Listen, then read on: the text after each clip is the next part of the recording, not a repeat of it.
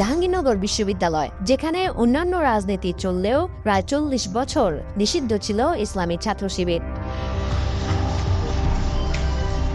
অভিযোগ রয়েছে, শিবির পরিচয় পেলে তার ওপর নির্মম নির্যাতন পর্যন্ত করা হতো। এর মধ্যেও দলটির সাংগঠনিক তৎপরতা থামানো যায়নি। দীর্ঘ 3 যুগ পর সেই জাহাঙ্গীরনগরে ছাত্র সংসদ নির্বাচনের 25 পদের মধ্যে 20টি পদ এখন ছাত্র শিবিরের প্যানেল সদস্যদের হাতে।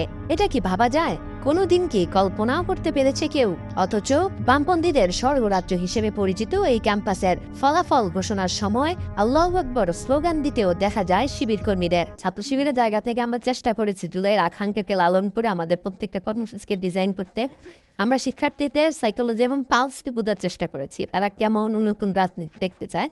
তো ঠিক সেভাবে করে ছাত্র শিবির তার অতীতে ধারাবাহিকতার আলোকে এবং জুলাইয়ের আকাঙ্ক্ষাকে সম্মিলিতভাবে কর্মসূচি গ্রহণ করেছে। সবচেয়ে আশ্চর্যের বিষয়, ক্যাম্পাসে নিষিদ্ধ অবস্থায় শিবির যে কৌশলে কাজ চালিয়ে গেছে তা অনেকটা থ্রিলার মুভিতেই দেখা যায়। শাখাটি ছিল শিবিরের টপ সিক্রেট জোন। ছাত্র শিবির জাবিতে নিজেদের মাঝে যোগাযোগ বা একে অপরকে চিনত কে যা কোড ব্যবহার করে। কে যা মানে কেন্দ্র জানে। তাদের প্রত্যেক কর্মীর একটি সাংগঠনিক নাম থাকতো প্রত্যেক গ্রুপ ও কমিটির একটি কোড নেম, যার মাধ্যমে তারা একে অন্যের সাথে যোগাযোগ করত।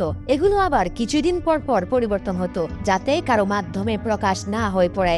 শুধুমাত্র দায়িত্বপ্রাপ্ত ছাড়া এক গ্রুপ অন্য গ্রুপের কথা, এক হল কমিটি অন্য হল কমিটির পরিচয় জানত না। বড় ভাইরা বলতেন, সাব্বির তাকে ডাকবা না, দূর থেকে সাব্বির বলে ডাকবা না, সাব্বির বলে ডাকলে শিবির শোনা যাবে। এই ক্যাম্পাসে শীতকালে সাইবেরিয়া থেকে পাখি আসে, একটা পাখি পারলে 500 টাকা জরিমানা, শিবির পারলে আনন্দ। একটা পাখির যে দাম, জাহাঙ্গীরনগর বিশ্ববিদ্যালয়ের ছাত্র কিন্তু শিবির করলে তার চেয়ে অনেক কোনো তাপ ফেলবেন। এমন কৌশলের কারণ ব্যাখ্যা করলেন জাকসু নির্বাচনে ছাত্র শিবির সমর্থিত ভিপি প্রার্থী আরিফুল্লাহ আদিব। বলছেন, এখানে অতিথি পাখি মারলেও বিচার হয়, অথচ শিবির কর্মীকে মারলে বিচার হতো না। তার অভিযোগ, শিবির করার কারণে 1989 থেকে 1995 সাল পর্যন্ত 150 নেতাকর্মীকে ছাত্রত্ব না নিয়ে ক্যাম্পাস ছাড়তে হয়েছে। 1994 সালে ভর্তি পরীক্ষার ভাইবা দিতে এলে শুধুমাত্র শিবিরের ডায়েরি পাওয়ায় কামরুল নামের এক ভর্তিচ্ছুকে শিবির সন্দেহে পিটিয়ে হত্যা করা হয়, যেখানে টুপি ব্যবহার করতেও ভয় পেত। এমন অভিযোগও করছে সংগঠনটি। শিবির সন্দেহ করা হলেই তার উপর নেমে আসতো কঠিন নির্যাতন।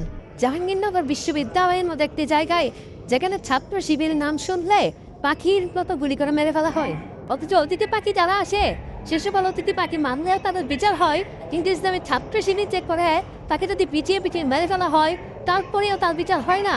সেই জায়গায় দাঁড়িয়ে আজকে আমরা ইসলামী ছাত্র শিবির একটি পূর্ণাঙ্গ প্যানেল দিতে পেরেছি। সে প্যানেলে আমরা 25 জনের মধ্যে 20 জন আলহামদুলিল্লাহ জয়লাভ করতে। এমন আরো অনেক অভিযোগ সামনে আনছেন ক্যাম্পাসের সাবেক নেতারা। জাবির সাবেক সভাপতি রাকিব হোসেনের অভিযোগ, 2009 সালে শহীদ সালাম বরকত হলের 309 নম্বর রুমে শিবির সন্দেহে কয়েকজনকে শারীরিকভাবে নির্যাতন করা হয়েছে। এছাড়া ভাসানী হলে শাহাবুদ্দিন তানিম নামে আরেক শিবির নেতাকে একই কায়দায় নির্যাতন করে পঙ্গু হাসপাতালে ফেলে রেখে আসা হয়েছিল বলেও জানান তিনি। যাদেরকে নির্যাতন করা হয়েছিল সবাইকে নামাজি থেকেই শিবির সন্দেহ করা হয়েছিল বলে ধারণা তার। এমন অবস্থা থেকেই মূলত জুলাই আন্দোলনের পর গত বছরের অক্টোবরে ক্যাম্পাসে প্রকাশ্যে আসেন সংগঠনটি। গত 1 বছর বিনা বাধায় নিজেদের কার্যক্রম পরিচালনা করে তারা। আর সবশেষ 3 দশকের বেশি সময়ে নিষিদ্ধ দলটি ছাত্র সংসদে কেবল নিজেরা পুরো প্যানেলে জয়লাভ করেনি, তাদের প্রতিদ্বন্দ্বী শক্তিকে সম্পূর্ণ আউট করে দিয়েছে সুনিপুণ কৌশলে।